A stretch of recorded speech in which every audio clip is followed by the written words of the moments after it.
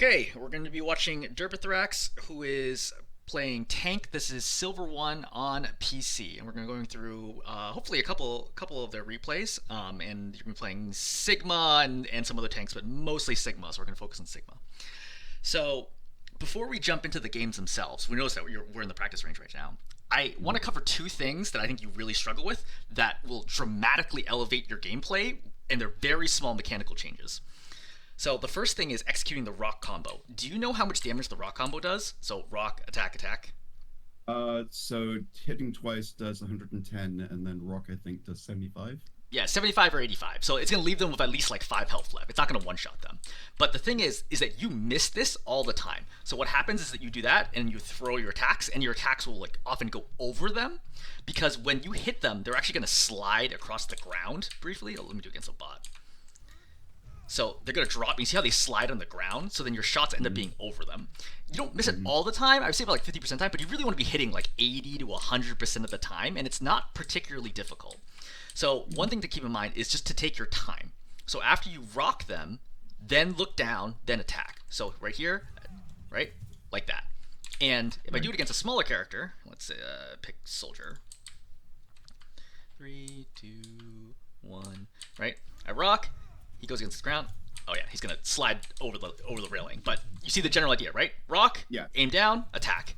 Try not. Just hit their feet and you get to the point. Right, because as long as they're even like a little injured, it's gonna one-shot them. You can't do it from full, but as long as anybody's poked them at all, or you've poked them, it's gonna hit an instant, and it's gonna Yeah, kill it them. doesn't need to be direct even. Exactly. So that reminds me of a well, if they're not directs, then it's gonna do way less damage, right? If I splash on the side, it's gonna do. Yeah, but like if I do one direct and like a splash, that's still gonna, like, if anybody else hits them, it's gonna be much more likely to hit them Correct. as well. Correct. Okay, so that's the first thing. The second thing is I want to talk about your flux and confirming kills. This you're much worse at. So like the rock combo, you're like 50%. It's like not bad, but it's not like, it could be better. The flux one, you like miss kills almost every single time that I saw. I would say you only get a kill out of flux maybe 20% of the time. And like if you could do that like consistently, and it's not particularly difficult because they're like floating in the air. If you could do that consistently, I guarantee you that's like 5 ranks right there, because you pop ultimate often and you don't get any kills, and as a result, you don't win the fight. So for popping flux, let's not worry about the shield one first, but we're going to pop flux. We're going to lift them in the air. And then the problem is that when you lift them in the air, you often attack while they're going up. So you either attack like way too low or too high or to the side, because you're like adjusting to where they are, instead of just waiting for them to be in the air, then attack, and then when they drop, attack again as they fall. Right. So because I shoot too early, by the time Exactly. by the time I'm ready again, they've already dropped. Exactly. Okay. You theoretically can get 3 attacks in if you're super fast. I don't think it's worth it. I think the most consistent combo is don't attack, right? Lift them up, then when they're in the air, attack, and wait, like look at where they're gonna land. Because the thing is, you can attack right away, but it's not gonna hit them because they're gonna drop before your second attack's getting. Yeah, exactly. That's something I would have never thought of. Yep. So let me just kill the soldier to make sure he's not at full health anymore. Or he is at full health. So they land, and then I attack them again as they land. So do you know how much damage Flux does against 200 health heroes? Off damage always. What's that? Right. It always does 100 damage because it takes half the health. It does half, but it also does 50 on the lift. So it does 100. Yep, it does 150 damage against 200 health heroes, which means you only need to hit one hypersphere, right, which is 55 each. One hypersphere will result in a kill, assuming they get no other healing. I generally wouldn't try to split the damage, right? Like if I see 2 people, I think it's like a pretty high skill thing to try to split the damage to. I would probably just confirm 1 kill just in case they get healing or something, or they have a self healing. 1 direct or 2 indirects would do it. 2 indirects. I think the lower bound damage is actually around 20, so you could theoretically not kill them if you double splash them, but it would be close. But I think you should be aiming for the directs for sure. There's no reason to miss the direct, because they always get lifted the same distance, and they're stationary in the air. So let's look at the combo. So I pop, I lift, right? He's up in the air, double direct, and then there. That's the combo. That should be executed like every single time. Now you're gonna miss it sometimes. What's that? Hit at the peak. Yeah, at the peak, right? Then attack. Then you're like, okay, after the attack, they're gonna fall. Attack as they fall, right? And that confirms kills on 200 health heroes almost always. Like unless they have like lamp or something else to save them, that basically always kill them. Now you can conceivably, after double directing the air, then look at somebody else and be like, okay, I'm going to attack you on the way down, right, and get 2 kills out of it. But often 1 kill is usually Right. enough. Another. Right. So if I hit somebody and they're already like low anyway, like if there's a tank and I can hit them twice, then it's enough to kill them. Like when I drop. It could Then, be. There's a lot of variables there. I would say generally try not to use it on tanks, or try not to be attacking tanks. Try to make sure you get squishies with it. But yes, you could conceivably kill tanks that way too. okay, but like if there's like a below 50 mercy or something like that where you're just like you're dead, then pick Yep. something else. Yep, you could. I mean, it's very situational. You could move on. You could choose to confirm the kill. There's like like how much healing does she have on her team? Like what are the other sources of possible vulnerability? But confirm 1 kill at least, and then Correct. Yeah, I think that greeting is something that's good when you're trying to really optimize and get like every little bit out. But I think at your level, just be consistent. Every single flux, I get a kill. That like I guarantee you, that's literally like 5+ ranks of climb right there. If all you changed from this was when I flux, I get a kill virtually every single time. That's a huge fight winner. I've been trying to use my fluxes when I get them, when I know I can confirm a kill, because 1 confirmed kill makes a difference when holding on to an ult in hopes that it will do something like killing 3 of them isn't actually making a difference. Yeah, I think in general your flux timings are good. Like you generally identify good opportunities, you go for the right targets. It's just like mechanically not being able to confirm the kills is like costing you games. Yeah, and it's silver, so my teammates aren't going to step in. So the next thing to note is, as a small addition to this, is a good idea before you throw flux is to throw your shield into the air like that and then pop flux, because that way you can be in the air when you lift people and you can use the shield. They can't shoot you and they can't CC you either. So like sleep dart, for example, to knock you out of the air. So having the shield there, very valuable. That's like an advanced version. I don't think you need to do that consistently at your level by any means, but at higher ranks, you'll see Sigmas very frequently throw the shield into the air before they pop flux. But sometimes you want time. I do try to wiggle if I see an Ana or something. Yeah. Okay. So let us take a look at the first game, which is King's Row. All right, starts you coming forwards. All right. So as always, if you want to stop, ask a question, just go ahead and speak up whenever. Mm-hmm. So thinking about this setup, so we have a strong gate hold here. We have a Mei, which makes us even stronger. We have an opposing Zarya. What's going through your head in terms of how to fight the Zarya? I have to use the shield if I'm going to block her beam. Also, she doesn't have the greatest long range. Like, I have the reach on her. I can hit her, I think, before she can hit me. Yep. And backing out is a lot easier for me because I have the choke. She's got to make it past the Mei and the Reaper at once. Yep.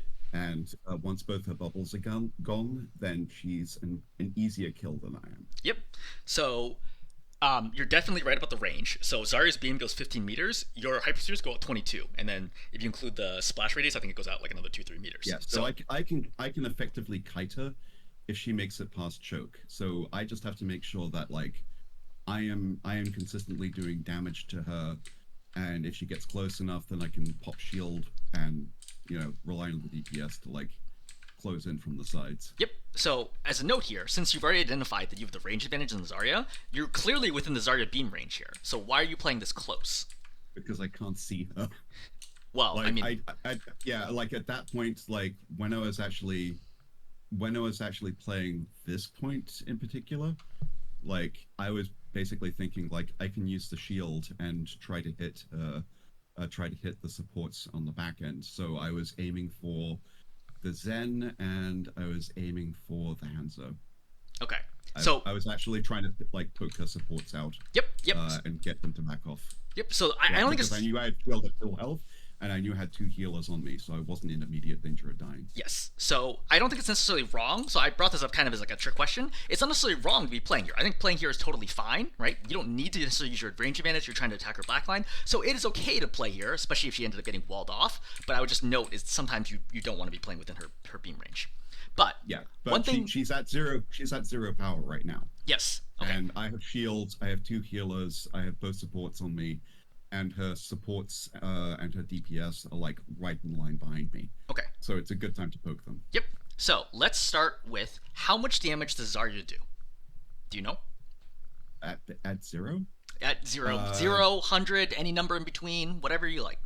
no, yeah, at zero charge, I think she does like 60, 75 damage She per does second. 90 damage per second, and it ramps Okay. up to 170 at full Okay. charge. So I think an easy way to think of it is just 90 plus whatever her current energy level is. It's like off by a bit, but like it's not really going to matter that much, right? Okay. So at 0, she's at 90. At 50 charge, let's just ballpark and see she's at 140. At 100 charge, she's at 170, right? Mhm. So how much damage does Sigma do? He does 55 per shot if you hit direct, so 110. But If he manages to land both of them, right, if it's what's the damage per second? indirect. Oh. Because he's shooting like at less, but he's shooting 2 shots every 2 seconds, I think. Less. It's So like 75. Yep, that's exactly right, right? It's 74, 75 damage per second. So, Yeah. Zarya at 0 energy does more damage than you do. Mhm. Right? That's Yeah. at 0, right? That's literally her weakest possible point. She already does more damage than you. But this is the ideal world where you never miss any shots. What's your accuracy against Zarya, would you guess? Probably 55 at most. Yeah, so we'll say my directs are like, I looked at the stats on the game like while I was playing it, and I was like 50% accuracy in hitting them at all, like Yep. with even indirects, Yep. and like actual accuracy was 25%. Yep. So we're looking at, okay, let's say 55% accuracy. So your effective DPS, right, what DPS you're actually dealing is only something, if you have 75, you're looking at 37, 38 DPS. What do you think Zarya's accuracy is going to be against you? She's gonna have to like be fairly like on point, and she's gonna have to get the shield, but like Forget the shield. Like, probably around- we're just wearing, yeah, like, probably around 45, 50, like to actually like maintain a beam weapon. okay, so let's watch this. So we'll give her a second. I don't know what she's doing right now. Okay, so she's 40% already. Where? But I want to wait for a moment where she's actually beaming you down. She's dead here. I'm gonna reset. Okay. Reloads. Deals with May. Okay, we're fine. 75%. Okay. So she's out of range right now. Okay, now we're beaming. So this is a good moment, right? So other than the fact that you just got hopped, you flew in the air, we can look at what the accuracy is right now. So small sample size because you immediately fluxed. What did her accuracy percentage look like it was going to be? Assuming you kept... Yeah, pretty good, right? So I would say at your level, you would expect Zarya's to beam you about 75% of the time. But it's not hard to beam tanks. Tanks are huge, right? And there's no travel time on her beam, unlike yours, which there is a travel time. Right. Once you hit, like... Right. At the range she's at, she can't miss, basically. Right. Once you hit, like, mid to high gold, you're looking at somewhere between 90 to 100% accuracy from Zarya beam against Sigma. They effectively will not miss. Which means that if we're looking at effective DPS, even at 0 energy, Zarya is doing well over double your damage. When she's at half energy, she's doing like quadruple your damage. And at high energy, she's doing like 6 times your damage. So, this means that we need to think hard about continuing to brawl against her, right? When we fight her constantly, we have to remember, as she gets more energy, this fight only gets worse and worse and worse for me. So, I need to think about what are the when am I strong, when am I weak? Okay? Right. Every hero against every other hero has moments where they are strong, almost Mercy's excluded. They have moments where they are strong and there are moments when they're weak. And the goal is you want to fight when you're strong and you want to delay or retreat when you're weak. Okay? Yeah. When the enemy is pushing into you, you ever play real-time strategy games, RTS games? Yes. Okay. Supreme Commander. Yeah, Supreme Commander, StarCraft, Command and Conquer, etc. So there's a great saying from RTS games, which is, because they're often 1v1 games, right? If both sides are attacking each other, one of them is making a terrible mistake, right? Because you only attack when you're going to win, when you think you're going to win. So if both sides are attacking, that means one of them is not going to win this fight, in which case they should actually not attack and instead defend and use defender's advantage, right? Spawn advantage, terrain, towers, whatever it be, in order to flip the fight. Because if they can't flip the fight then, they're going to lose the game no matter what. So, same idea in Overwatch. When the opposing tank is pushing into me, if I'm also pushing into them, one of us is misreading this fight. You know what I mean? Like, one of us, if we're hard committing, one of us thinks, both of us presumably think we're going to win this fight, but only one of us can be right. And that's a Right. huge part about playing the tank versus tank matchup is understanding, hey, am I going to win or am I going to lose this fight? And you're going to kind of lose track of that at times. But the short answer is a huge theme of this game is the Zarya's going to bully you over and over and over and over again. Because I don't think you realize just how much damage pressure she's putting on you versus how little you put on her. And as a result, your support's like basically constantly to try to keep you alive. It's not enough, and your team gets run over repeatedly. Hmm. Okay? That's kind of point number Okay. one about Zarya. It's just thinking about, hey, she does more damage than I do, but the thing is, I have a shield, as you mentioned, right? Hmm. The shield is massive because even if she does twice as much damage as me, if I have, 550 plus 700, if I have 1250 health, even if she does quadruple my damage, I'm still going to win because I just have so much health relative to her and I can just burn her down. Right. So, number two here is bubble tracking, which is not something you mentioned at all. No. So, I mentioned it like in context of her being able to kill twice, right. but I had a hard time actually keeping track of it Yes. with So, everything else because I was Zarya? trying to hit her supports Yep. and I was also trying to kite at the same time. Yep. So Zarya bubble tracking is like one of the early rank skill checks to getting better because it's very obvious, it's very powerful, right? And it makes an enormous difference around how you play around her. Another good example of a skill check is Bastion, right? People who aren't tracking Bastion's assault form, they're just going to lose games over and over and over again because they'll be like, I have no idea when he has assault form. And they try to push, he has assault form, they get wrecked. He doesn't have assault form, I don't push, then we lose space, etc. Right? Another good example is not for cooldowns, but for aim, is Moiras, right? People who can't consistently 1v1 Moiras just never get out of gold because they just can't hit her. And even though she doesn't do that much damage, she still does more damage than they do, and they panic and they lose. So Zarya is a good skill check for cooldown management for tanks. You must always be tracking how many bubbles does Zarya have. I basically always know how many bubbles a Zarya has within plus or minus like 4 seconds of bubble cooldown. Right? So I always know, does she have 2, does she have 1, does she have 0, and how many seconds is it until her next bubble. Yeah. You don't need to be that level of good, but you need to start developing that skill because it's not just Zarya specific. It's going to be all heroes, not just tanks, all heroes tracking those cooldowns. But when we start the game, right? The trick here is when you should always assume people have cooldowns if you have not seen them or heard them get used. So Zarya comes out right now. I think she has 2 bubbles. My goal here is I want to force out those bubbles as early as I possibly can without feeding the bubble hard. Bubbles absorb 200 plus damage because the last instance is infinite, but effectively absorb 200 damage. I do 110 with my hyperspheres. So I give her about half of that charge, so roughly 20 energy, if I hit her with the bubble and nobody else shoots her. Is that worth the trade? It's okay. It's not bad. I think it's okay to trade out just 2 hyperspheres, like 20 energy for a bubble. I think that's fine. And if they're indirect, it's less than that. So. Correct. So let's forget like the mind game of like trying to bait them out. Like, look, right now I can just attack the Zarya. At this level, it is very common the Zarya will just bubble right away, and you just stop attacking, and that's great. And you traded 1 bubble for 20 energy, and that's it. And what happens after that? I attack her right away because I want to force out bubble number 2. Bubble number 2 goes out. I do, let's say, 110 damage. She's got 40 energy. Great. Wait till the bubble end, and then I keep attacking her. But so it's like the first game that you reviewed is like you push and that applies pressure to her and it forces out her cooldowns. Correct, because if you're not attacking her, she's not going to bubble. Right? Right, and then she still has all of her cooldowns, and you're still exactly. Dealing with that. And Zarya, even with no energy, is dangerous. Like sometimes I play games where like, this happens when I play like quick game games because like the skill is like a lot weirder. Where like the enemy team would be like, oh, it's a Zarya, like nobody attack her. I'm like, great. I just run at their back line and I kill them. I have 0 energy, but I still do 90 damage a second. Right? Like they have to kill me at some point in time.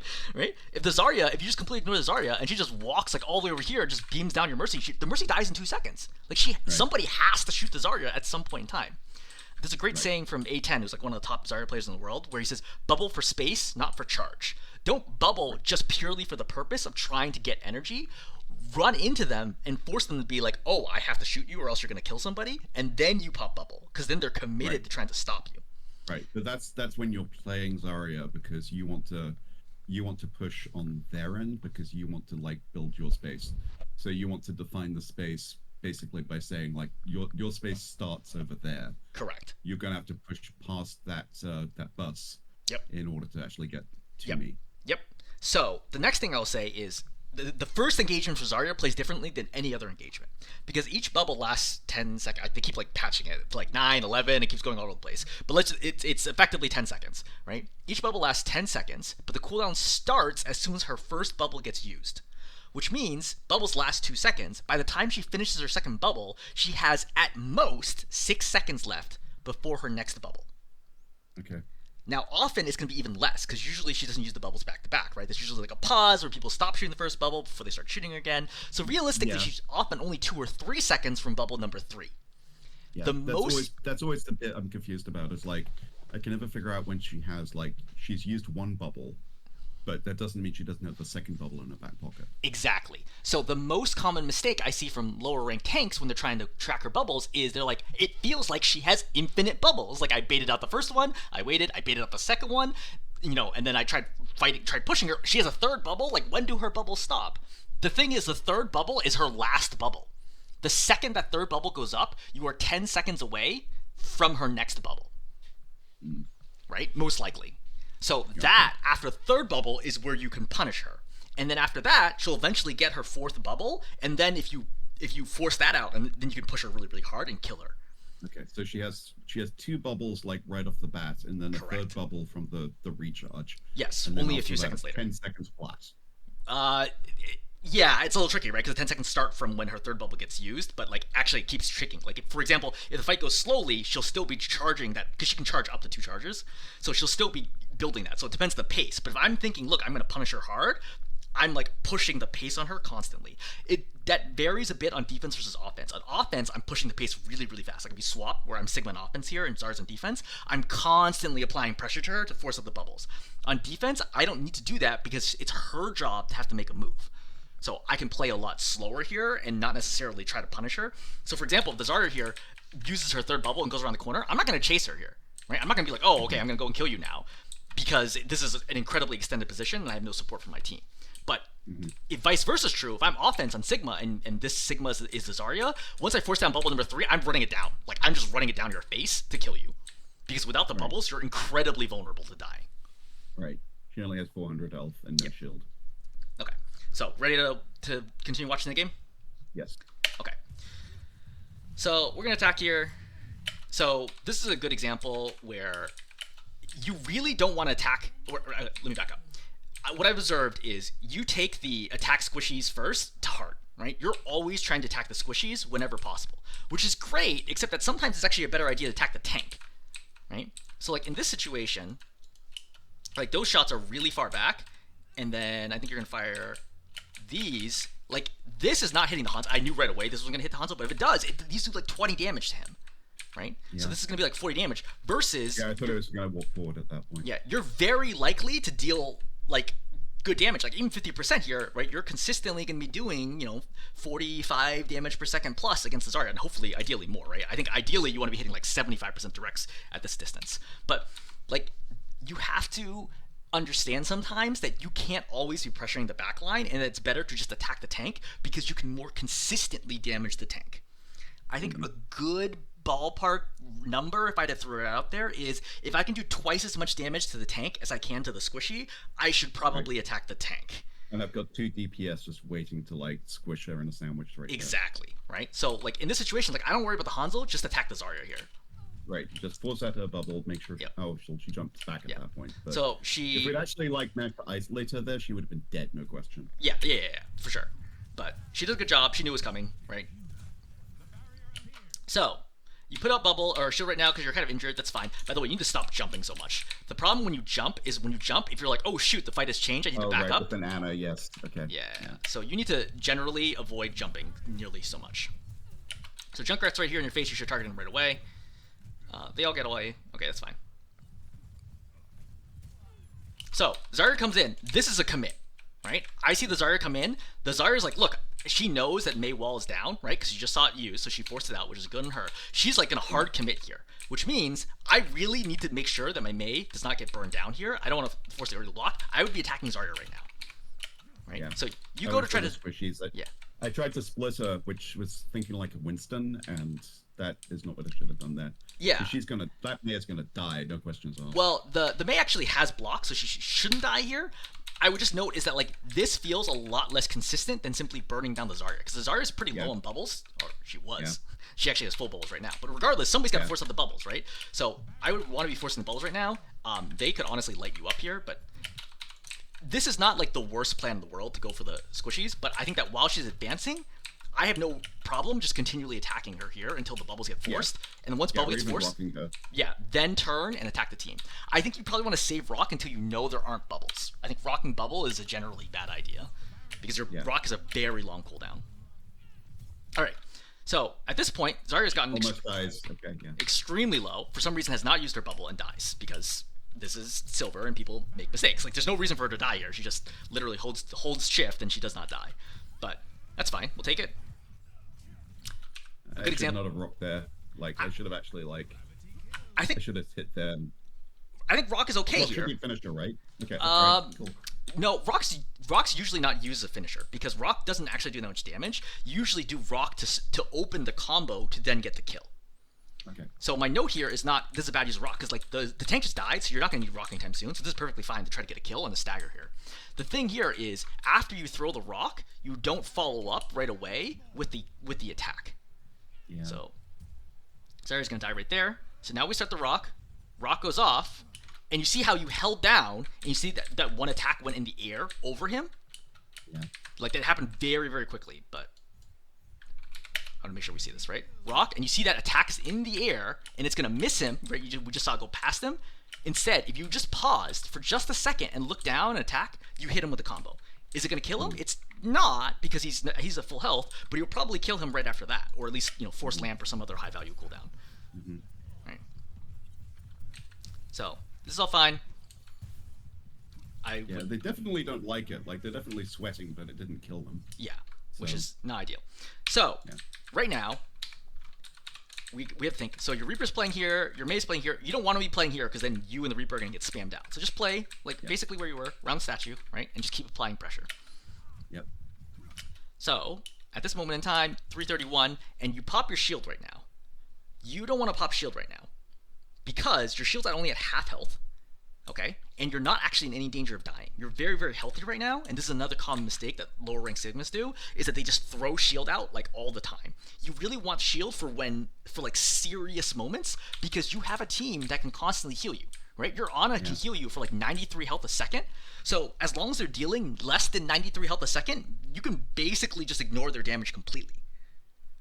So don't try to mitigate every point of damage. Save shield for high value moments when you're like, okay, I really need, I suddenly got low, or I can shield off the Zarya, or the Zarya trying to beam me down, whatever ends up being. That's when shield should be popped, not this early. No, I remembered the use shield for Zarya bit, but not the use it for emergencies bit. Yeah, emergencies is a little tough, but like high value opportunities, right? Moments where the shield is going to substantively change the course of the fight. Right here, it's like rock. It's useful for stopping cooldowns and things like that. Yeah, so like in this situation, like you have hard cover, you're perfectly safe, like you didn't need to do this, but now you don't have shield, which means when they push in, you have fewer options. But Mei walls are off, great. I would be attacking the Zarya non-stop right now. Right, good rock. And you notice again, you're gonna miss the combo right now. So, as a result, Mei is gonna die here. So, she really shouldn't have died here. She does have block here, but, again, mistakes happen. So at this point, you're going to be in trouble. So Zarya, I think, is 0 to 1. Yeah, she's 0 bubbles right now. But the problem is you're unlikely to be able to kill her in this situation with the BAP here. You try to get the kill. You grasp backwards. Okay, that's fine, right? Junks in your face. I don't want to go too far back because you just got all this bonus health from grasp. So now you're actually over your normal max health. So I would release shield and then try to be attacking right now and try to get your... I think this is where I pop flux. Yeah. So... window gets popped. What do we do right now? I just duck. That's where I try and flux their backline. Yeah. Because I wanted to kill all of them. Right. But like the thing is, I don't need to do anything right now. This window is no good. There's nobody here for it to attack. So I could even just chill right here and then wait for them to push in past the window. I don't want to be taking the fight here right now unnecessarily. Yeah, I want to kite anyway because like Renee just died, so I should give up some space for. Yeah. So now you lift. Yeah, that was bad. Hanzo is a very dangerous ranged hero. Baptiste is a very dangerous ranged hero, and Zen is a very dangerous ranged hero, which means and I just put them all without cover. Yeah, and you just get obliterated. And that was bad. I want to note here, look at how you're dodging or not dodging. You notice how you're just running in a straight line at them? That's no good. Just because you flux them doesn't mean you're any tankier. You still have to be doing the standard like AD strafing or up down, like any sort of movement that is not just running straight at them like a bot. No, I basically like created my own firing squad right there. Correct. Right. Again, the flux was unnecessary, right? But still possible as an opportunity to get kills here. But running a straight line doomed you. Also note your attacks were early, right? You see the 2 attacks down here, early. And then now you're trying to finally go for it, but then you're gonna die. If I'd just hidden behind a statue or something while I fluxed, they probably would have all died. Questionable, because what would kill them? Right? So you flux them all in the air. So yeah. I think only the Hanzo here is killable. Well, Hanzo and Bap are theoretically killable here. Okay, yeah. So theoretically, they're all 90. Yeah, they're all half health, which is why I thought I could get them. So two of them could die here, but so at higher ranks, the Zen would be smart enough to harmony the BAP, and the BAP would just right-click the Hanzo, and nobody dies. So I don't think this is a reliable... Unless you can kill them, I don't think this is a reliable flux, but I think that you're still reading... Bad move. Yeah. It's not a reliable move, and this is where things get, like, advice and gets... bubbled anyway. Right. This is where advice gets tricky, because there are things that are going to work at your level that are not going to work at higher levels. Doesn't mean you shouldn't do them. It means you should experiment and limit test what you can or can't get away with. So stuff like this, you'll probably get away with this for 5, 10, 15 plus ranks, but as you start getting closer to like Diamond Plus, this will stop working, because the first thing that all supports will do when they get fluxed is immediately start healing anybody who's fluxed. Because they all know, as long as I get you to 101, you're not going to die. So they'll immediately turn and start healing each other. But that happens. Okay, fine. We lost first point. Pretty typical. I mean, we did, it was an okay hold. So we're going up here. Note that you're trying to play close here, which I think is totally fine, but the Zarya has really, really high energy, and I want to confirm your whole team is here. Your whole team is not here because your Reaper just died. So how long ago did you know that the Reaper died? So I walk up here. Yeah. You know the Reaper's dead right now. There is no reason to take this gate, because you're going to be fighting a 4-on-5 here. You're unlikely to win this. I want to kite right now, especially since you just used your ultimate. I would just play this corner, right? This is library. Play library corner and just spam them out, right? Just slow them down as much as you can. Work your way backwards. The Reaper will probably regroup with you somewhere around here to here, and then that's your next fight. Like, why would I choose? You know, it's like you ever play any sports? So like imagine you're playing basketball, or you play a 5-on-5 basketball game, and you get the rebound, and one of your teammates, their shoelace comes untied, and they're like, need to tie their shoe.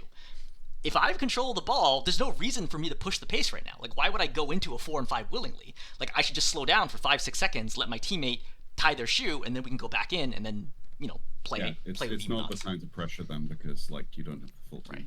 But in particular, I don't want to pressure in a way that I can't get away.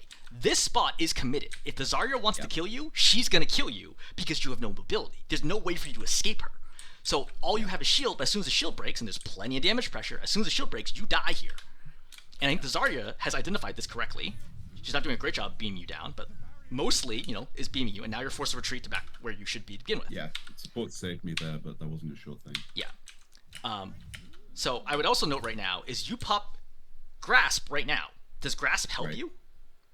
No, it doesn't, but I was worried about the shield breaking. That's right, but it's not a good grasp as a result, because your shield still has 388 left. I understand why, because you're low. It wasn't against the target. It was basically like, holy shit, they're going to do the same move that they did before, and I'm going to get Zend and Baptiste and Hanzode all at the same time. Exactly. So, and we actually see that in a bunch of times where you pop Grasp against beam weapons because you start panicking, but you have to be careful about like controlling that instinct.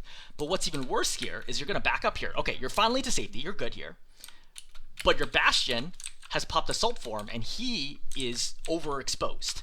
So this is the moment where tanks, you know, kind of make their money, right? This is the moment where you need to create space to keep him alive. You have a lot of tools to do so. You can shield, you can grasp, you can just body block, right? Except I used all of those. Yeah. You used all of them. The only thing I can do is body block, and she's going to melt me in seconds. Yeah, and you're too far away at this point to even start body blocking, and as a result, you're going to lose the Bastion, and now the fight's over, right? Because now you're fighting a 3-on-5, so there's like really no way, like you're not putting yourself in winnable situations. So at this point, you're just spamming and backing up, right? There's no point throwing the shield up when it has this little health. right? You're 260, right? 300 health. Like the shield's gonna break immediately. Just let it heal. No, at this point I'm just worried about dying. Yeah. And I do realize that, like, I immediately dropped the shield. Yeah. As soon as I fit it up. So knowing it's not gonna help. Yeah.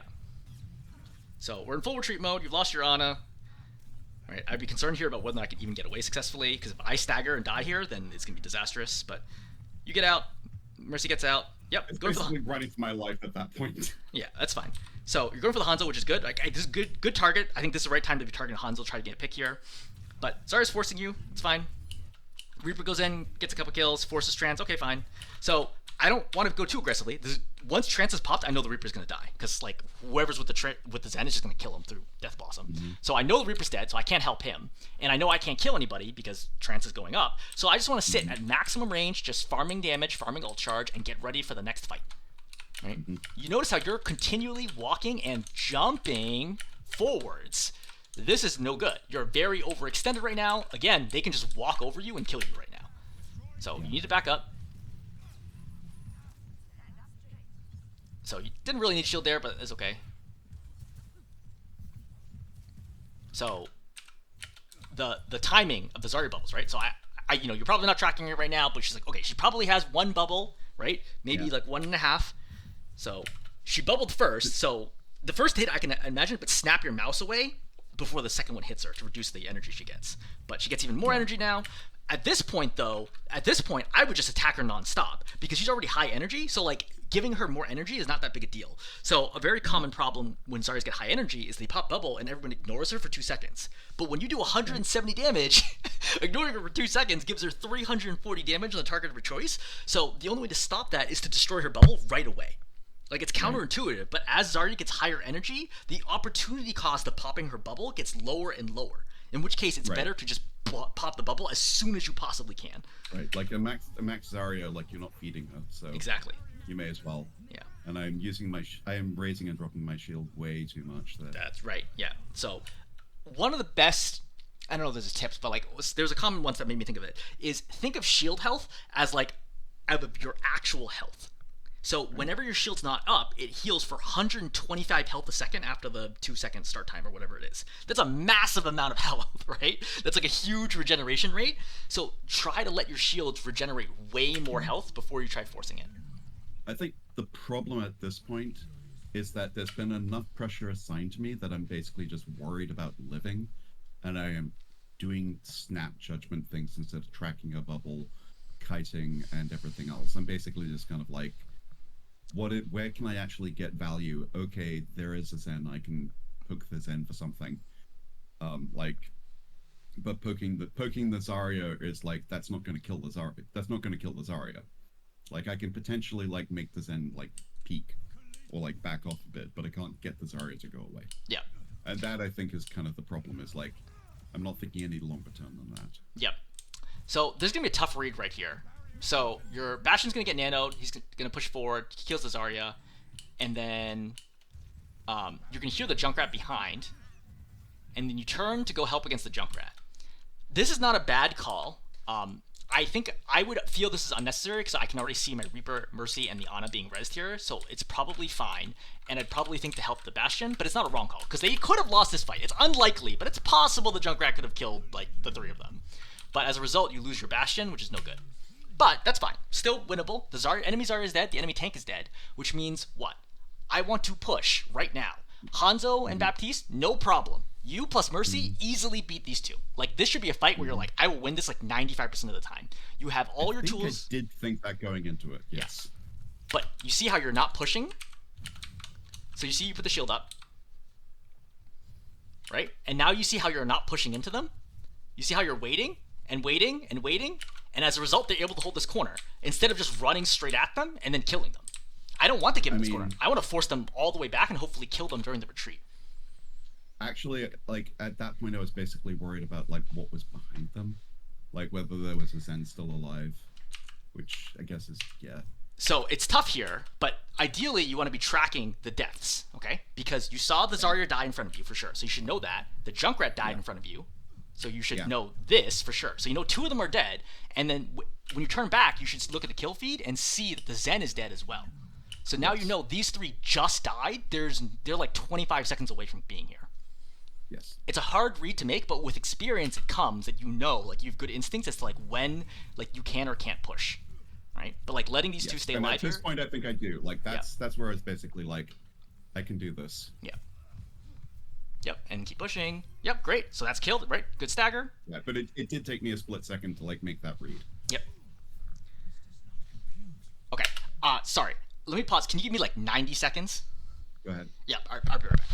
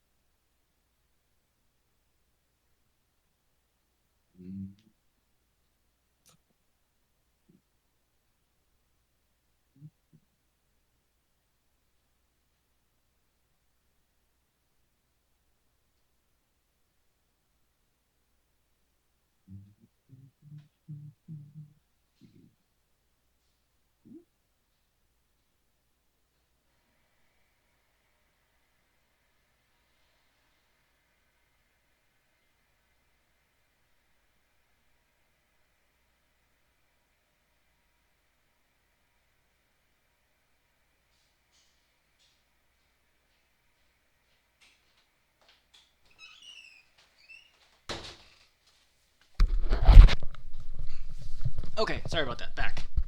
No worries. Yep. Hope you're feeling better. Yeah. Okay. So we're out here. One thing, a big thing to note is you don't look back at your team pretty much ever, right? You notice that we're constantly watching your point of view, and you're basically always just looking forwards. As all heroes, but especially as tank, whenever there's downtime or like even a moment like during a chaotic fight, look back and be like, hey, look, what's the status? What do we got here? Because your Bastion died a while ago, and he's still walking back from spawn, and you're up here, like, fighting. And granted, they have one out here, but you're not even aware, I think, that your Bastion isn't here yet. So, that's one thing I would note. Okay, so, Flux. I think most of your Fluxes are generally good timings. No, I mean, like, mechanically, I think you have issues confirming kills, but, like, the timing of it is fine. So, one of the things I teach for tanks is when you ulti teams, because most tank ultis are like disables, right? Shatter, grab, flux, etc. They don't kill people per se, right? They lead to kills, but they don't inherently kill people. They're not like Genji Blade. Yeah. So I thought I could at least pick one off at this point. Yep. So when you use flux on enemies, you should always think before you use the flux, is the plan for me to get the kills or for my team to get the kills? If the plan is for me to get my kills, then for example, when you're in heroes like Zarya, when you grab, you need to make sure you have ammo. Like, I see lots of low rank Zaryas who like grab and they have no ammo when they grab. And it's like, well, what's your plan now? Like, you grab them, but like you can't actually kill them. Or Ryan like shatters them and they're like around a corner and like nothing can happen here. So number two is I want my team to kill them. Well, if you want your team to kill them, you need to make sure your team has LOS of them, which means they have to be able to see them and that there's not a shield or something else blocking them and that they're not being dove or whatever it is. Right. So when Bab could have lamp here, which I did not think about, and that could basically invalidate everything. Yeah. So, but you're fluxing. You see how deep you're fluxing them? So you pick them up. So you picked up two supports, but the problem is your team is completely unable to help here, right? They're so far away, which means you have to kill both of them yourself, which is not that easy. I thought I could kill the Bap at least. Well, for Bap, I did not. We have not seen him. The lamp, so. We have not seen him use any of his cooldowns, which, as you might remember from earlier, I said if you haven't seen them use their cooldowns, always assume they have the cooldowns. So he's gonna have regen burst and he's gonna have lamp, which means the Bap has like effectively 3 health bars, right? That's always the joke. There's no way I'm gonna kill this Bap. But even if the Bap didn't have those cooldowns, the Zen is for sure gonna harmony him because he's literally in front of him. That healing might itself be enough to save the Bap. So this is a really, really tough flux to try to get any kills with in this situation. It's very, very far away from your team. The enemy team has all their cooldowns, and with 2 supports together, they might even be able to save each other and prevent anyone from dying here. Right, and of course, because my team isn't there, it's hard for them to confirm the kills or follow up with that. Exactly, right? That's definitely not your team's fault. I mean, they were running as fast as they could. You were just way out in front. No, I mean, the Reaper tries to get in as fast as he can. Yeah. Which is like, heroic of him, but yeah, that's a bad flux. Yeah. So this is a good opportunity, to be attacking the back line because they're all clumped together. You can do a lot of good damage here. But he gets grabbed, there's nothing you can do about that. He gets solo grabbed here without Wraith form. That's it. I would note is that my instinct here is to pop Grasp, not Shield, because my shield is super low, and I got multiple heroes here who could blow me up. So even with Shield, the shield might get popped and I might still die. So I would pop Grasp here as I'm walking backwards. Yep. Bad window by by Bap.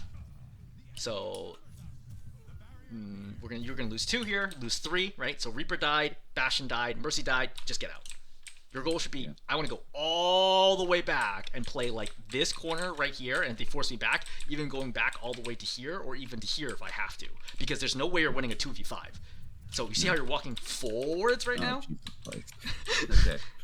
Yep. So you're on the right track. Now you're trying to fight, but this is no good for you. Yeah, again, like you can see sort of like there's a split second where I'm like, that's a bad idea. No, Yeah. time So to leave. you're lucky that they're not aggressive enough to punish you, right? At higher ranks, they will be relentless and they will not let you get away. But you're super low right now, and then you could have popped grass because you've had grass the entire time. Obviously, the Zaryas can still kill you, but like you can see the spam coming. You could have intentionally tried to eat the spam to try to survive the Zarya, but dying here means that your team doesn't even get a chance to fight for second point. So the entire second point, I don't know that your team gets an actual 5v5 fight the whole time. Like there's always some degree of like trickling, staggering that's going on, Right. which is unfortunate. All right, we're coming out again. Yep, this is fine. Like hitting Zarya here is good, right? Because again, damage her. Like she's very, very extended. I can see where the cart is, right? Because you can always see the cart through walls. I can see where the cart is. I know that at least one of her teammates must be quite far away. I can just throw shield behind her and try to kill her here. Yep. Right? So backing out here really enough is not the call because my whole team is short spawn. Like we're gonna be flooding out of these gates really soon. I didn't fight her here, right? But now backing up allows her to get away, and that what would have been a kill opportunity is no longer one because you 100% could have killed her right here. Yeah. Like way back here. I should, if I'd rocked her and I'd actually pushed her, then she would have had more of a window with no bubbles at all. Right. I mean, she has bubble here, but it's not going to be enough to save her, right? Your Mercy's here with you. You got a Reaper on high ground. You got 2 more spawning in soon. Like I would totally take this risk to see if I can kill her here, right? Again, you can shield off all healing for her. All right, so she's going to get away, which is unfortunate because now she's going to keep her energy. That shield is too far away, but also unnecessary. Right, look at your health, 518, 466. Like, you're not actually in danger, 435. Just walk to the right, and you can fight the Zarya without the Zen and the Hanzo being a threat to you. Yeah. I keep having ideas that I can actually shield off her healing, but that works well with Anna and with Bat, but it doesn't work with Zen at all, so... Yeah. So, I think this is fine, right? Like, you're trying to catch the Zarya. I think you could, better mechanics, I think you could have just killed the Zarya before she gets away. But at this point, like, 3 people clumped together, Zarya high energy trying to get away. I think this is a fine flux, right? Yeah, but I wasn't tracking that Zen had an ult, but I'm not sure what I could have done about it. Exactly, right? And I think that's really important is... especially when you approach higher ranks, nobody dies unless cooldowns are forced. Like, nobody ever makes mistakes that we saw early game where, like, oh, Mei died with Ice Block on, Reaper dies with Wraith on, you die with Grasp on. That never happens once you hit, like, Platinum or Diamond. People will never die if they have defensive cooldowns up. Which means the only way you can kill them is to force the defensive cooldowns first. And then they will use the defensive cooldown to get to a better position. Then I need to essentially destabilize their position. And only then do they die, right? It's a combination of, like, you have to burn through their resources, like layers of defenses, one by one, until finally you get the kill. So you here popping Flux for Trance, totally fine. Like, this is okay. Like, this is not a problem. At any level of play, this is completely acceptable. Like, if he's going to Trance here to prevent the wipe, yeah, somebody's got to force it. You know what I mean? If it's you, great. It's got to happen for something. Exactly, right? And for example, forcing Zen Trance out means that your Reaper is going to have a clean Death Blossom later. And Death Blossoms, at this rank at least, is a lot more consistently going to wipe a team than Flux is. So, I would note here is after the Flux goes up, I no longer start... I stop floating forwards, right? At this point, I'm like, okay, my job is done. I go back to my corner. Because I can't do any damage here, right? Zen heals for 300 health a second. I can't even get ult charge right now because I'm ulting. So there's no reason for me to move forwards. I just want to come back to the corner. But you see how you're drifting closer and closer and closer to them? Right, I'm still going like I can get a kill, even though I know I can't. But at this moment, I see my Reaper wraithing in. This is a boneheaded play. I'm sure he's going to try to Death Blossom. So I'm going to, at this point, walk forwards with him, and I'm going to throw the shield with him. And hopefully the shield will save his life. So the shield, unfortunately, just for you. He backs out, which is great. So now we're reset. Yep, play the corner. I would shield right there for Sombra. But Reaper dies somehow? Oh, he teleports on top. Yeah, nothing you can do about that. That's just him. So, you try to kill the Zarya, but when she bubbles right here, snap to the left and go after the Hanzo. Yeah. So, especially at higher ranks, there's gonna be a lot of like juking with the rock. It's very common for you to start the rock looking at somebody and then snap to another target, because rock is such a telegraphed attack that it's quite hard to land at higher ranks without some degree of misdirection. Dragon gets popped. So retreating this way was a mistake. I would have retreated inside here. No, I was worried about getting pulled by a dragon. I think going inside here would have been fine. I mean, as long as you're not in the center, you only take about 150 damage a second. You could grab Mega, but you could also go on to the right. But going out here, you can actually get chased down and killed. Yeah. So no, I got pulled out from the rest of the team and isolated. Oh yeah, and that's exactly what's gonna happen. Yeah, I didn't actually remember what happened here, but yes. So that's exactly what happened. So dying here, devastating. But your team died anyway, so we can reset. Fine. We're out here. Attack the BAP. Right? BAP's just standing still right now. You see, this is like not really an aim issue. You're just like too eager to attack. You see how he's just standing still right now, and you see you start attacking before your crosshairs even on him, and both of those attacks miss him, which is no good. So you're attacking over here. Zarya pops bubble. You see the bubble nice and early, but then you still attack the Zarya anyway with the double strike against her, which is probably not ideal because there's no way that she dies right here with the BAP alive. Going for Zen's a good idea, but at this point, like, yeah, go for the BAP. Tire gets popped. I would look for the tire right now. You can kill it with a double direct, and you've already put shield. You try to get it. The best you could do. Nothing else you could have done differently. If you had shield, you can try to bubble dance the shield to survive the tire, but the problem is you use the shield right when the tire comes out, so you literally have no other tools other than to try to kill it yourself. Alright, we're going to come out again. Pretty bad situation, but you're trying to go for the Zen. I think that's the right call here. Yep. So, I don't know that I'm so focused on trying to get the Zarya. I think I just want to confirm the Zen kill, but the Ani kills the Zen anyway. But notice that you also land the rock, and I don't think you land the combo. Do you? You might actually land this combo, but you do it like instant. She bubbles anyway, so. Yeah. Yep. EMP gets popped for some reason. This is like a 5-on-2, so this is really necessary. Yep, and then chase the Junkrat down, get the kill. So, why are we backing away from the angle here? I assumed he was going straight into that corridor. So, but wouldn't it still be even better to walk this way?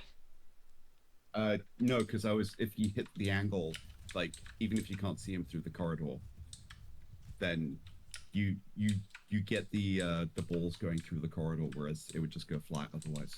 Okay, so from my perspective, that was my thinking. Yeah. I know I missed because he didn't go that route, but like that was why I was trying to get that angle. So let's imagine I lost sight of him, and then I was like, well, he must have run straight through. Right. So let's imagine hypothetically that he does in fact run through the corridor. I still think that it would be faster to simply go here, where you can immediately see him, versus going out here, which is a wider angle and takes more time. And now you're jumping away from it, which is definitely unnecessary. Yeah. But so you lost an opportunity to kill this Junkrat, which is unfortunate. I think that's going to cost you later. All right, so Zarya's back in play. So we start our normal, like, hey, how do we do Zarya? Okay, she's got 2 bubbles and a 3rd bubble right after that. So I just got to start working the bubbles down. Right? At this moment in time, I'm way too far away to hit the squishies. Just work the Zarya down and try to force the bubbles out.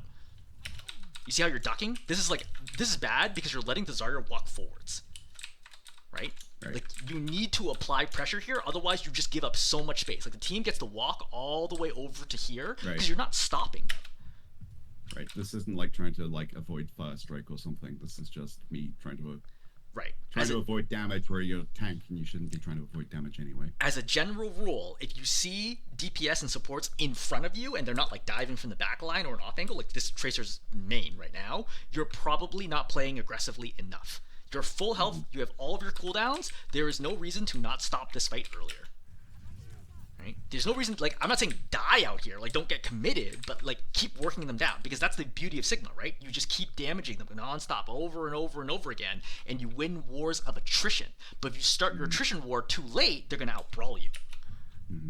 Which is, like, the kind of the central theme of what's happening here. Because right now, the Zarya should be at half health, not full health, if you're constantly attacking her. Right. So you flux, you decide to skip the Baptiste. Again for the backlines, yeah. Yeah, I mean, this is not a terrible flux. I think there's definitely an opportunity to get a multi-kill here, or at least one, because it's like away from the team. You lift 3, but notice the balls are low. So that's a missed opportunity. Now you try to get in the air, but now, like, you're taking a ton of damage, you're not dodging at all, and you slam down. Any bit of damage, like, that burst 2 didn't go into the ground, like, this is a double kill right now. Yeah, but again, I created my own firing squad. Yeah. Okay, so skip through this, and then let's cover Well, actually, so what do you want to cover now? Do you want to cover the offense phase? Do you want to jump to the end of the game? Do you want to go to the other replay? I'd like to go to the other replay Yep. because, like, I feel like a different map is going to show me a situation where I'm not trying to run away from Azaria and Mm-hmm. not kite her. All right. Do you want to do offense or Like, defense? it's not even I'm not kiting her. It's that, like, I should have been applying damage to her and force out her bubbles, and then kiting her when it actually mattered. Yep. Is that what you're saying? Yep. Yep. I mean, yeah. Again, think of Sigma as an attrition tank. Okay. I can't win if the fight goes fast. Right? If they can rush into me, if they can brawl me at close quarters, if they can dive me, I'm gonna lose. But if they can't get to me and I can keep working them down, that's where I win. The longer the fight goes, the better it goes to me. I never need to reload, right? I have amazing sustain between my shield, my grasp, like the fact that I physically have shields that regenerate on their own if I don't take damage, right? I'm really, really good at staying alive for long periods, constantly being a pest. But if the fight gets compressed, there was no cost to Zarya, so she wasn't exactly. She wasn't having. She'd never had to back off. Right. Exactly. So, do you want to cover offense or defense? Offense, I think. Okay, that's what I. Because like I was doing defense last map. Yep. Okay. So they're gonna be playing Winston here. Winston jumps down. Not really any targets for you to attack. Actually, sorry. This is back up a little bit more. Let's throw it around. So, you're trying to go for the Widow. This is fine. Yep, I would generally ignore the Sigma right now until you clear the Widow. Yeah, I would keep building squishies. This is all fine. So, for Sigma, I would save shield for Rock.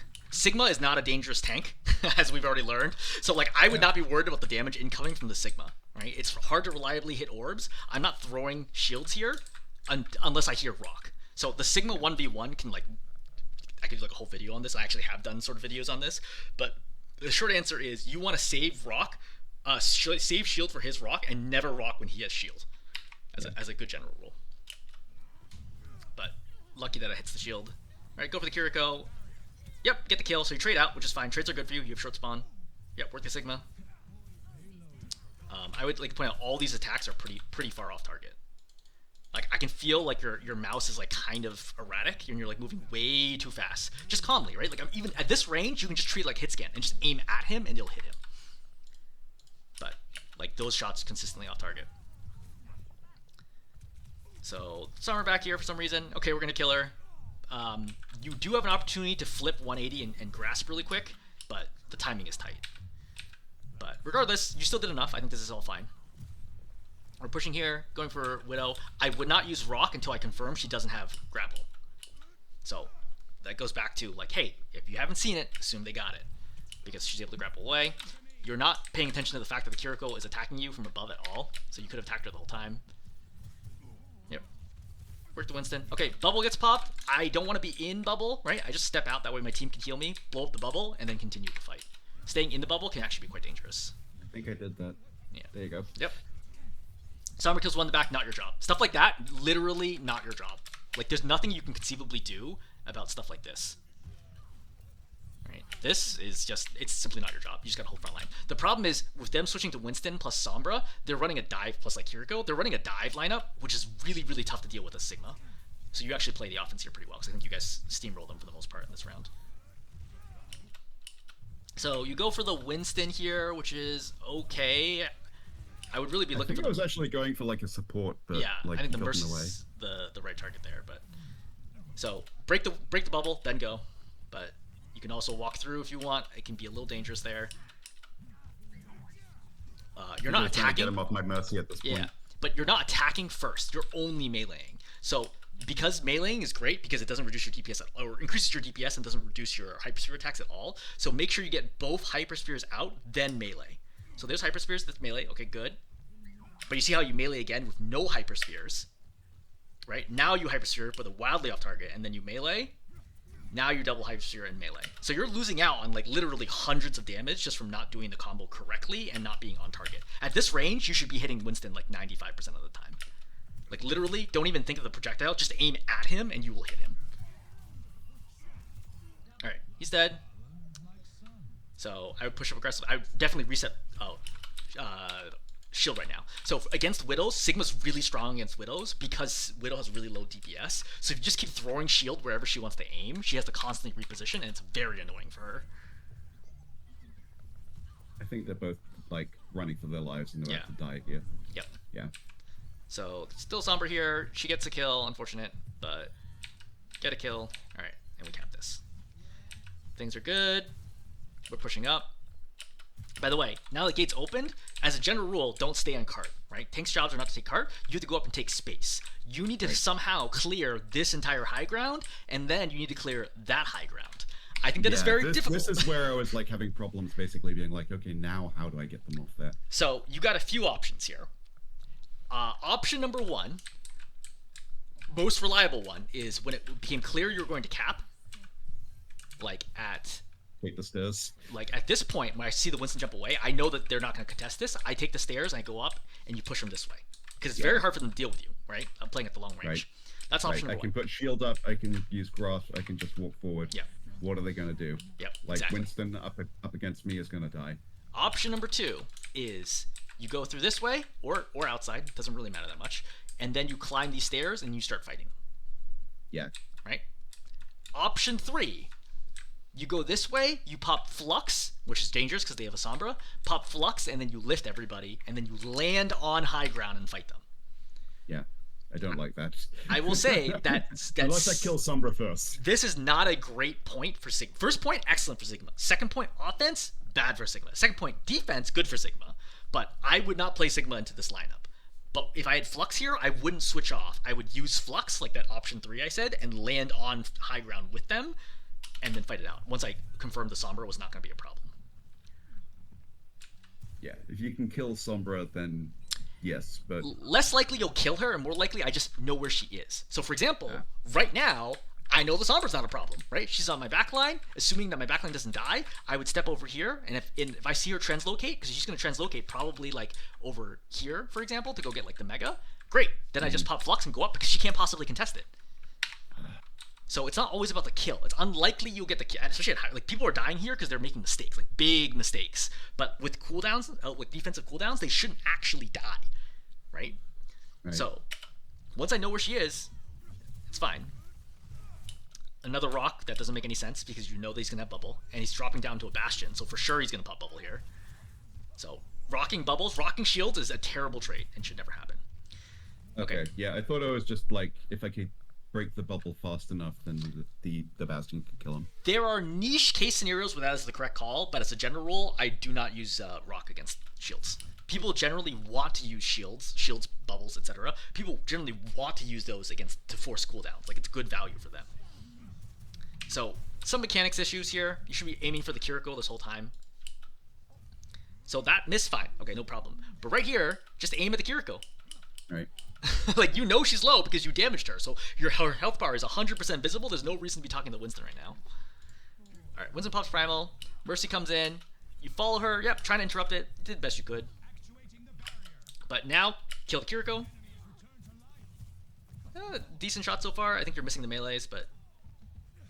Alright, Winston's coming back in. I ignore the Winston. Ignore the Winston completely. Kill the Kiriko. Like, you just saw the Kiriko. Yeah, kill her. I don't know that I feel like you need Flux here. I feel like my team has enormous momentum, and we're up several heroes. I wanted to kill the Kiriko, and didn't make it. But, yeah, I mean, this is a 4-on-3 scenario. They do have Valk, but I was, like, pretty sure you're going to win this fight without Flux. But the Sombra does come in. She EMPs you out of it. Okay, fine. So, after you land, I mean, you can still go after the Sombra. The tank is like super beefy, so this whole stretch is a good example of where your mechanics are really letting you down, right? Like I don't think you land any hits there, so you're 0 for 2 right there. Right, yeah, so, I was again, like you say, the 360 fights I had problems with. Yeah, because so you're 1 for 4. I'm constantly making these huge swings and then trying to readjust my aim. 1 for 6, 1 for 8, like. This is a problem because the enemy team is just going to straight up ignore you and kill your team because you're just not injuring them to force them to have to deal with you. By the way, the way, right here, when you see him go in, I want to help the Genji. I saw the slash on the Mercy. Even though the Mercy's flying, I try to go for the Mercy because the Winston's not going to die instantly here. So I try to make at least one attack on the Mercy because if I hit her at all, it gives the Genji another dash reset. Like the Mercy's in the air, like my mechanics aren't good enough to hit her. You gotta try because it's still the thing is the Winston here is gonna die anyway and or not do anything. Like even if he escapes here, he's not gonna do anything. I want to kill the Mercy, who's the only one here who actually will matter in any meaningful way. Right. So even for low percentage ones, like sometimes low percentage one is still the best option you have, and you must always be going for that. Okay. Well, I mean, you want to go for the best value you can, right? No, which is value like, times there's percentage no chance. point in going for a target that my team is going to kill anyway. Exactly. Is what you're saying. Yeah. All right, so we roll through second for the most part. Yeah, I mean blocking this is good. So now that there's the sim, you got to be careful. They move to a sim and they have to drop my shield at that point. Yep. Yeah, that's fine. Yep. So your team wipes through them. Great, things are looking good. So another example where the rock combo fails, right? So you rock her, and you see how your attacks, you're just way too eager about it, right? Just slow down just a little bit, and instead of being alive right now, she would be dead. Now she's gonna die anyway, but there are gonna be some times where they don't die, because that mistake of yours allows them to live, and then the whole fight changes. Yeah. Alright, so this is good, right? You're all pushing. I mean, you're missing shots, but like you're doing the right thing of like trying to push here. So trying to go for the back line. I think at this point in time, with the Bastion out, like I can't stay out here. I need to walk further back because at some point he's gonna pop a soul form. Yeah. A soul form. At this point, I need cover. Exactly. Yeah. It lasts 6 seconds, so Grasp isn't gonna save me. But he pops it way too far away, which is great for you. And then he's going for the Genji. Yep. So he dies. I would be looking for the Moira or Kiriko here, whoever's on my right. So Moira right here. I'd be looking for the Moira. Right. So you're grasping.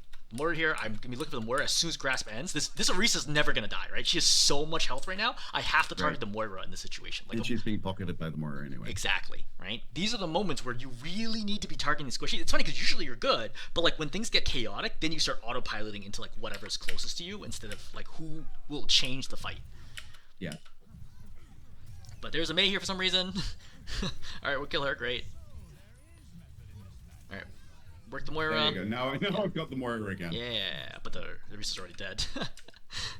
Alright, so you're trying to walk up, trying to stuff the spawn, which is good, right? Backing up a little bit, which is good. Yep, just keep spamming. You got Flux coming really soon. So you're in strong position, right? Just any decent Flux is going to result in the win here. Okay, you take way too much damage right now. So, 325 right now. I think you interrupt your own Flux, is what happens. Yeah. So you have Flux, so you should be okay. The Mei's going to burn you on the side for like 100 damage a second, but that's not meaningful. The problem is you started Flux. Did you? No? Oh, you didn't pop Flux at all. Yeah, you're just getting burned down by what? The Orisa plus the Mei. You had to shield off at least one of these. I remember exactly what happened here.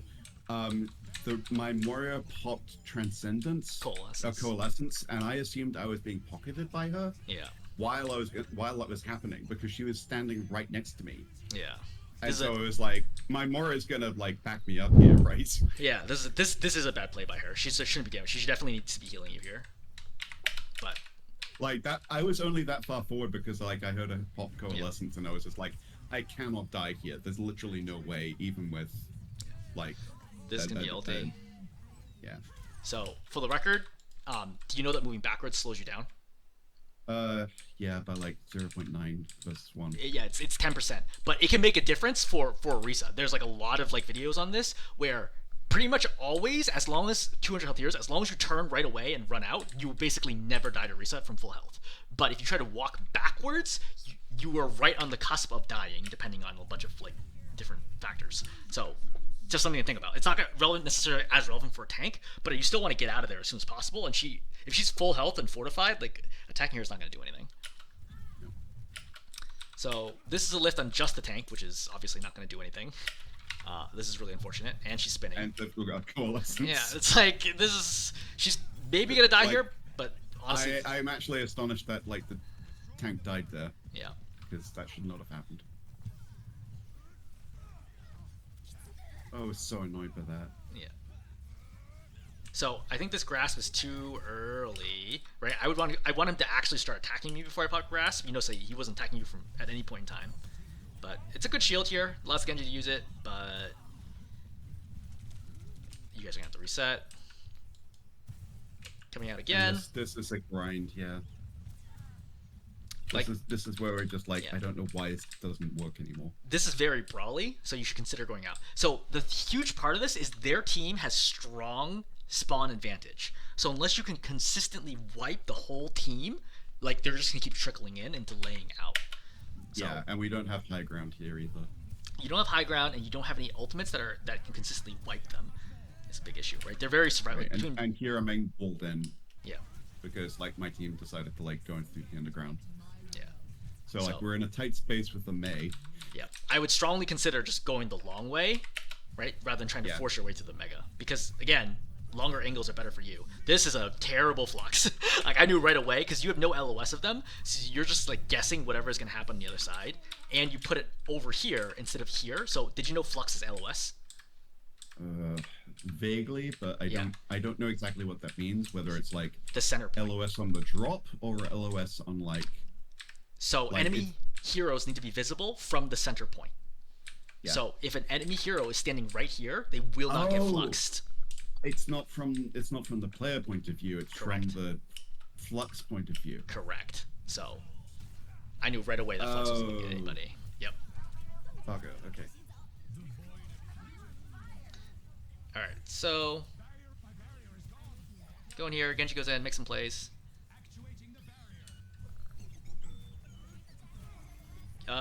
Missed the Mei. I really think you need to hit this Mei. This needs like a one. Like she's not dodging at all. She's just running in a straight line. You can't miss this. Rock is devastating. And if you rock her there, she dies instantly because she'll get stunned, and the Bastion ulti would have killed her. And now you need to fight this out. This I think is a good call. You're cutting off the angle, right? By running towards him, you cut off the angle so he can't get around you. Right now, work him down. I think missing one of those shots is no good. Right, this is fine. This is good, right? But you're gonna hit the wall right here. See, this is no good. Like he literally couldn't have dodged there. And then you missed that second shot. He should be dead right now if you walk into him and did the melee as well. But like everyone dies like a few seconds later than they should when you're trying to target them down, and that's the kind of mechanic stuff that you need practice with to like clean up to get to higher ranks as well. All right, ball gets popped. Useless rock there. Yeah. All right, good rock. That's a useful rock. Yep. And then we managed to cap, and now we're in overtime. So let's cover. Yeah. You're gonna be on offense first. Yeah, but again, like the brawly stuff, I was just kind of like, I know something isn't working, but I can't figure out what. Yeah, so this lineup is really tough to be playing against as Sigma. So Sim can be quite strong against you. Moira basically can't be fluxed. The Lifeweaver has also the ability to pull people like out of flux as well and save people from the rock combo. I think he can also use Tree to counter flux. If he puts Tree on the flux itself, it'll block LOS. Yeah. Great. The Zarya can bubble off people. Winston is extremely strong here, other than the fact that they have a Bastion, but I think Winston's still super, super strong here. But still doable. I think the thing is, you have to work down supports, you have to work down the Sim. You cannot ignore the Sim, but it's hard because the Sim is really a small target, which makes it really, really tough for you to consistently hit her. But number one rule is don't fight. I die right here, which is so annoying. Yeah, don't fight the turret. Like you can see/hear the turrets. There's no reason to turn this corner. Just play back and just poke her down. Like you're playing into her hands by trying to fight her with all three turrets shooting at you. Yeah, as soon as I realized that the turrets were there, though, I did not hear them with everything else going on. Yep. You're trying to kill a Sim. Yep, that's good. Yep. I mean, this is good. You're trying to kill her. Which is good. I would keep trying to kill her, right? I would probably bounce here to get splashes in to try to finish the kill. But Sim's in, or Zarya's in rather, but like realistically, what could you have done to stop this anyway? The Zarya like hard commits into your backline. So Zarya's gonna walk up here. You could rock her here, but she still has bubble, and she's gonna like burn down. Like really the Moira should be saving in this situation, or Kiriko, where is she? Kiriko's like way off over there. So I don't think there's a lot you could have done differently there. This is a good example where... I know. Yep. You got 10 seconds. That's the same problem. Yeah, you got time. You got time here. Like, you don't need... Like, I don't stand on cart here. I walk off cart and I play right here, let my Moira and Kiriko heal me up, and then I go and contest cart. Playing card here exposes me to everybody all at once. Playing here forces them to have to walk up to try to get an angle to attack me.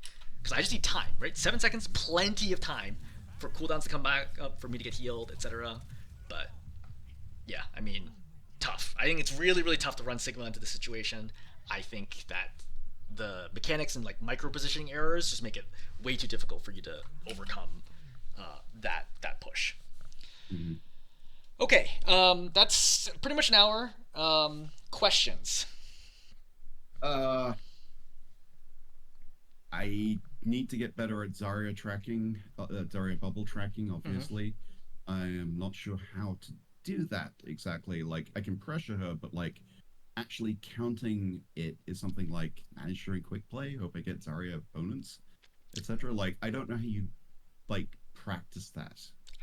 I mean, quite literally, you just try, right? Like, as long as something you're trying to do, you will get better and better at it. As you start, you'll like predict, like, I think she has 1 bubble now, and you're like, oh no, she has 2 bubbles, or like, I think she has 0 bubbles right now. Oh no, she has 1 bubble. But sometimes you'll be right, and then you'll get more and more right. I mean, in the same way, like, but there isn't like a training mode or like some sort of like flashcard, quick quiz. How many points? How many bubbles does she have now? No, not that I know. I mean, like, you could watch like any of the other VOD I've done where like people are playing against Zarya's and try to count it as well, but I'm often going to be counting it for you, like in the replay. I'll be like, oh, okay, Zarya has X number of bubbles, or like, X.5 bubbles. So the best thing to do is basically go through a replay and say, like, watching this, how many bubbles do I think she has? Yeah, I mean, that's a good way to watch your own games again, right? And when you play against Zarya, be like, how many bubbles did I think she had at a time? Was I even tracking? I wasn't tracking. Okay, let me right now. Let's play it live from the beginning of the fight to now. How many bubbles do I think she has? And then switch to her POV and then see whether or not how many she actually has. Okay. Yeah. And then the other thing is just basically like getting onto high ground and pushing is one thing. And if I'm not doing that and I have chaos around me, then how do I manage that effectively? Yeah, we actually didn't talk about high ground very much in this game for the most part, other than Junkertown's second push. I think, I mean, the short answer is Sigma is not good in high ground situations, especially on offense. On defense, it's typically better because you can shoot down at people, but on offense, you can't shoot up at high ground effectively. So, it's kind of tricky. It depends on how much you really want to force Sigma. If you're going to be like, look, I'm basically a Sigma one trick, keep forcing it, right? And then you're just going to have to do it the old-fashioned way of just going up the stairs and trying to take it, or using the ult trick, which is a surprisingly effective strategy, because usually people are not expecting a Sigma to suddenly lift them all and then land top with them. So and you can farm ulti usually pretty efficiently, even from low ground. So either walk it, flux it, or switch to another hero. Okay. I will say I saw another game that you had where I think maybe it was even this game or the previous game where you went Winston. Your Winston play looks significantly less experienced than your Sigma play. You look way less comfortable with him. I am. Yeah. That was basically like I went Winston just so I could avoid getting hooked, and then I switched back immediately. Yeah. So yeah, other questions. Let's see. How do I get better at my mechanics for Sigma then? So, like, is there a trainer for Rock or something that I can use? I mean, there's no specific trainer for Rock. Are you familiar with the AIM training codes like Vaxta? Yeah, I think I used it once. Yeah, VAXTA. Yeah. So Vaxta is a very common one. There's another version of it which is like VT something, but Vaxta is perfectly fine. And just like try to kill bots with it. But practicing the combo is important. But I think the tips I told you about when to attack is I think the most important part. Just simply knowing how to do it.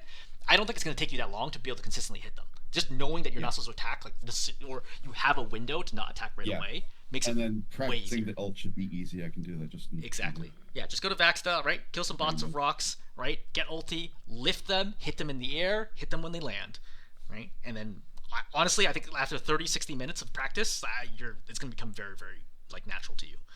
Okay. All right. I will try that then. Okay. Anything else you want to cover? I think this is good. I think anything else you told me above and beyond this would basically go straight past my head. I just lead not to panic and know when to push and when to retreat. Yep. A note about panicking, like the 360 situations, is focus one target and try to kill them. Right? A lot of people run to the school of fish problem, right? Like when a predator's chasing a school of fish, because there's so many targets and they all split, you're like, I can't kill any of them, versus if there's just one of them, it would be easier. So look like when you scan the battlefield, you're like, oh god, I'm being surrounded. Like, let's actually go back to that, right? So look for something you can kill and stick to it. Exactly, right? Like in this situation, it's like, okay, there's Zarya here, there's a Lifeweaver here, there's a Moira, there's a Bastion, but like I know the Sims low, just keep targeting the Sim, right? If the Zarya like happens to get lower or something, yeah, sure, I'll go for it, but otherwise just keep targeting the Sim, right? Okay, I see Moira here, keep attacking the Moira. Just keep doing it, because like there's too many targets right now. I can't functionally do a lot else in this moment. Yeah, and I know I can't kill the Zarya, but if I kill the Sim, then I can kill the Zarya. Right, or the supports, or whatever it ends up being. But like it's really and we have strong advantage here on like if we die, we come back. Exactly. We get you have point. very strong spawn advantage, but like you got to be cranking out damage because your damage drops off a lot when your team needs it the most. Yeah, but killing them hurts a lot more them than it hurts me because I have the spawn advantage. Yeah, right. Trading. So right. This is where a kill really matters. Yeah. Yep, absolutely. Okay, anything else? That's it. Thank you very much. Thank you very much. We will chat soon. Bye.